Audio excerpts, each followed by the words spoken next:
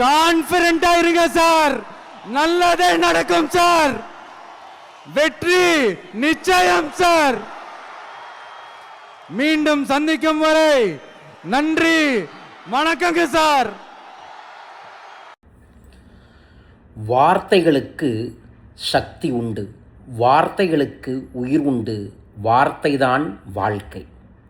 விஜய் அவர்கள் தெரிந்தும் தெரியாமலும் பல மேடைகளில் தொடர்ந்து உச்சரித்த வார்த்தை, தொடங்கும் பொழுதும் முடிக்கும் போதும் நல்லதே நடக்கும், வெற்றி நிச்சயம், நல்லதே நடக்கும், வெற்றி நிச்சயம்.